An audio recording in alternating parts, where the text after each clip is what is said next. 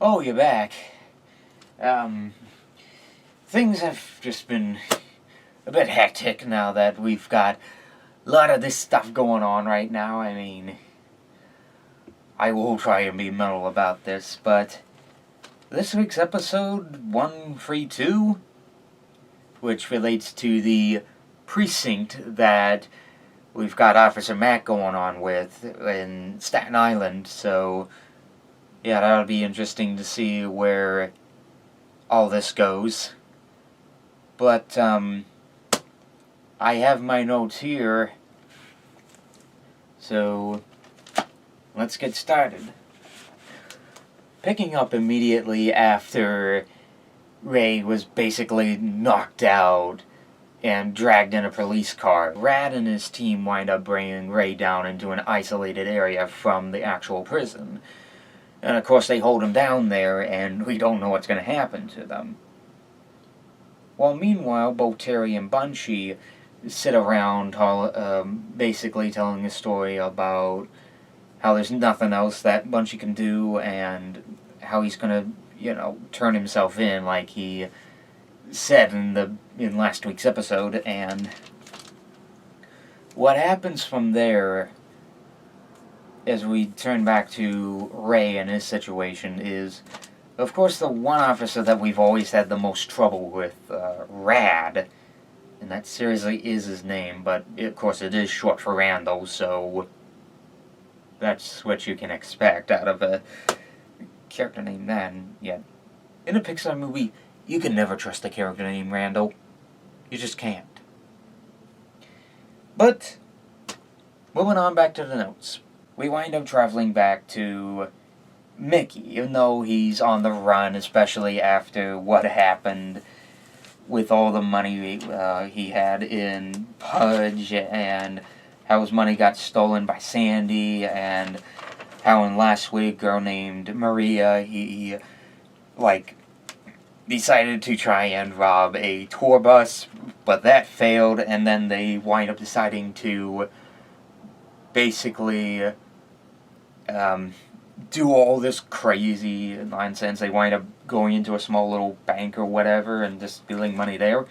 Well, yeah, he's trying to escape, trying to find a way out and a new look, even buying ahead of time a plane pass so he can just get the hell out of New York because, he's now a well-known criminal. I mean, it's not like Michael from Grand Theft Auto 5 where you see a million faces every day, and you may forget them, or whatever the line is.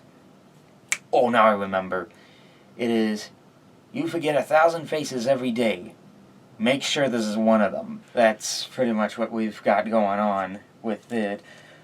But, of course, we wind up having the whole ordeal, because when Officer Mac is called, and of course Ray is still down there, he has to deal with all this nonsense that Ray gets himself into, because, well, we still know that Mac is being sort of like a backing character for Ray.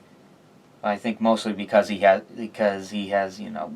ties into the police, so it's the only way he can actually somewhat protect Ray. But back to the story. I don't know why I got distracted for a moment, but onwards with it. He has to come in and save the day, but not much luck he has because he's trying to act dumb in front of the whole precinct and, of course, to Randall. Because, well, Ray just wants to try and be rebellious against them, try to be the Hollywood fixer that he once was. But either way, he has to have either way, Officer Mac has to find a way to actually spare Ray's life. The only way he can do it is Mac winds up telling Randall and the squad that Ray has to help them out to try and kill Novak. Yeah. That's actually going to happen. So that's a big thing that's going down. And right as we get to that point, right at the whole, like, 5-episode mark, this is where everything's going to work out for Novak and Samantha, and all this, and next thing you know, it's like episode 6 comes around, and I can expect this maybe to try him out for the rest of this.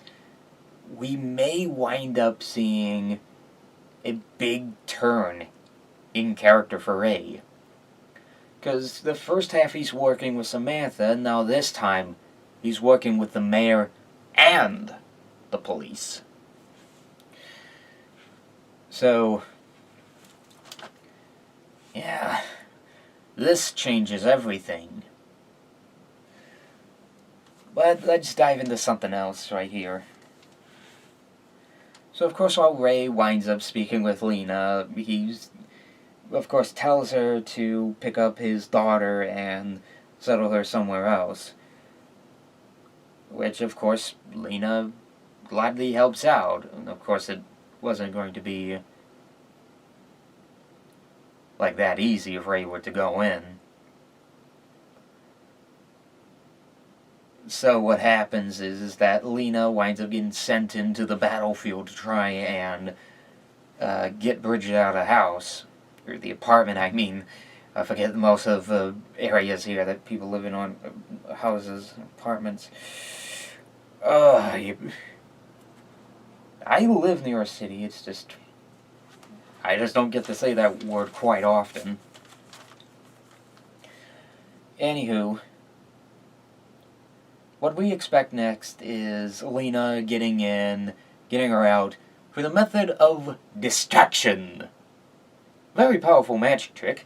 All you just need to do is just grab a cloth, pour it into the gasoline, just put that cloth into a gasoline, light it on fire, instant distraction. Which, of course, from that, I'm not kidding, that's actually how it happened, is that Lena winds up getting her daughter out, and, of course, the trick actually works, and now Bridget is at the apartment that Ray's currently living in, staying there for a while, just making sure the coast is clear and all that. So afterwards, Ray winds up meeting up with the FBI informer that we've seen through most of the episodes in this season, has been visiting Mac for some stuff, which is going to be coherent to the plot later on, so yeah, there's all that. Leading up to that is how he's basically now struck with working for the police, so of course now comes the time where Ray has to rework his strategy and figure out, okay, how am I going to do this for the police that will make them satisfied? It's giving Ray a promise to Officer Mac that at least Mac's family won't be in harm's way, especially seeing as how the informant is just will try and rain on his little extreme crime, or his workings, if he still continues to let Ray get away with, well, whatever he was doing in the past 5 episodes. From episode 5. Ray's doing this just to save Mac, but of course his hands are bind, so can't do much without him, so what else can be done? Well, no other choice, but we'll see what happens with the other family first before we get into the main ordeal. So first of all, Smitty is visited by Mickey in disguise, as we've seen earlier on. Smitty is a bit scared of him, but of course he was hoping, Mickey was hoping to see Bridge, so he can see her face one last time before supposedly leaving out of the state and everything. Anyway, he does have a passport, so technically he could go to another country. But let's just assume he's trying to escape. He's trying to go to another state. So you leave him there. But the next thing, we see Daryl and Terry take Bunchy to Boston to go to the graveyard of their parents. And that's what Daryl winds up finding out, that basically Bunchy wants to turn himself in for everything that's happened. The crime he committed with Mickey, how he committed kidnapping, and just how he just can't handle the pressure anymore. So let's enter the other half of the story. Following the Ray Donovan plot yet again, the actress that was called in to try to fake the performance of Novak coming in and saving the day, which is one of the key points in the series, is called in to basically go on TV and to basically lie, or at least tell the truth on how she was paid, how she was set up to do it, which they do so here. But it happens, it goes live, it ticks off Samantha, it really gets things grinding in gears for the elections. But that's not all. No. It's not enough for the police or the mayor or Randall or any of those people. Nah, this time, they want Ray to take down Samantha. I'm not kidding, that's what happens. It's not enough for them, they want to take down the head of the company Feature Flicks. So of course after they go to the grave of the mother and father, they wind up going to a bar, and they talk about, like, all the good old moments that Abby was there to cheer us on, and all the funny moments we used to remember her from that the audience never saw on screen. And that's actually what happens. What happens afterwards is that while they're relaxing, just getting down everything, a bunch of rude patrons come in and sort of smack talk the waitress at the bar. And of course this basically ticks them off because, well, the Donovans are from Boston too, so if you're a certain family gang member, don't mess with them. That's what these poor, like, impatient patrons are like. They got their ears beaten by Terry and Daryl and Bunchy. Even one of them was racist. Like, I'm not kidding, one came close to saying the N-word. If they deserve that smack, smack well deserved. Well, anywho, while Mickey's sitting at the airplane waiting for his flight to happen, well, of course, he sits down and winds up seeing in the newspaper that's laying there, for some strange reason, that he winds up taking a look at it and finds out that, well, he's been found. His photo is now on the newspaper, and now he can't escape. But wait, he's got that new disguise. He could easily, like, get out of there, unless you're out of the country, then that'd be a big issue for the newspaper. That'd be a big issue for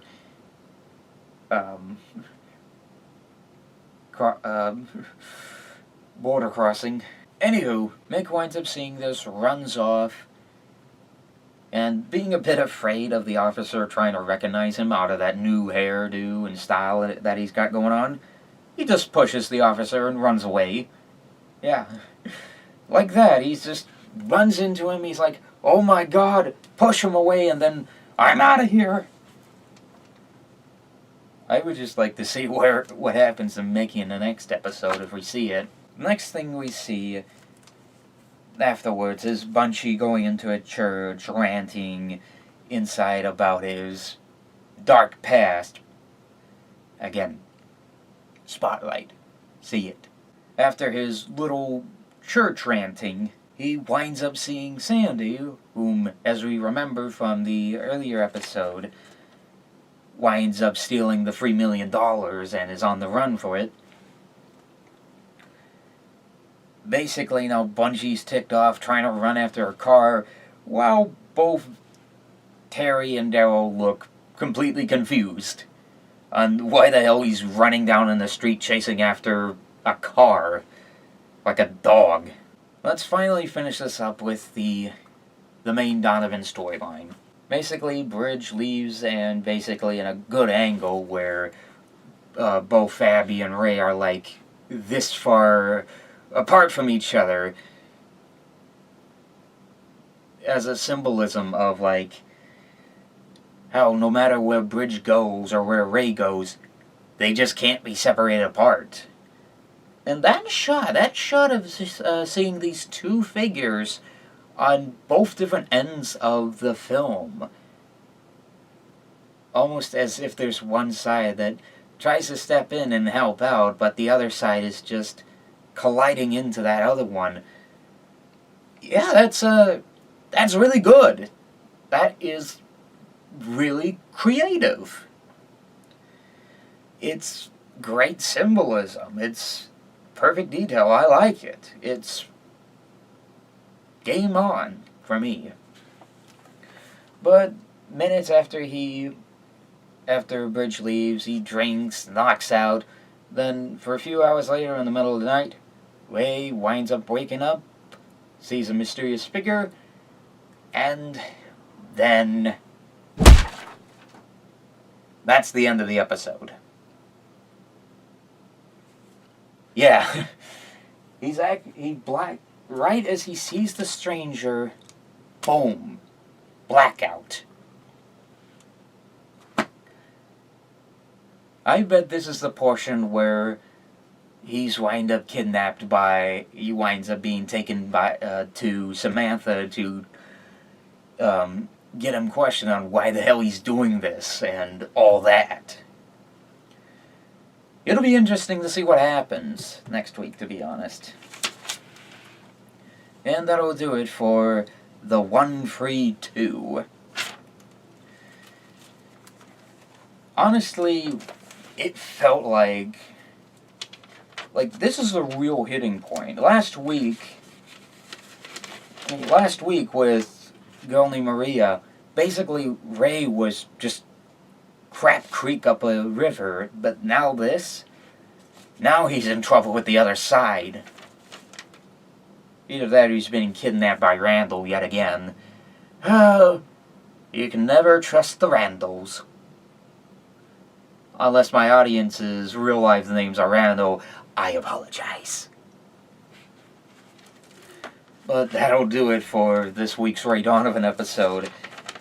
So what did I think of it? Well, it's Ray Donovan. Definitely, I always keep saying this a lot, but this is really pushing it. I look forward to seeing what happens next week. It's possibly going to be the biggest thing we're ever going to expect for the show itself. And it's just, I just don't know what else you need to say about this. I mean, I look forward to the next episodes. According to Wiki, and now finally the other resources like TV Guide and everything, even TV Time apparently, we're going to have a full 12 episodes. We're not going to skim out and just do 10 episodes like HBO. We're actually going to get the full 12 episodes. So, we're on a roll.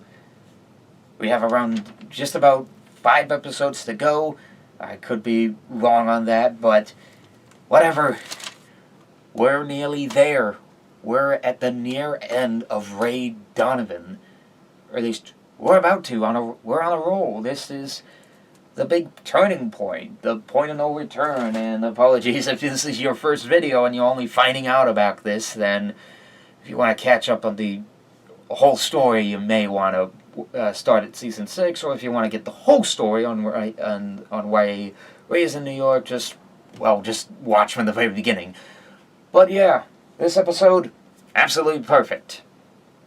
I look forward to next week's episode, and I'll see you guys next week for that.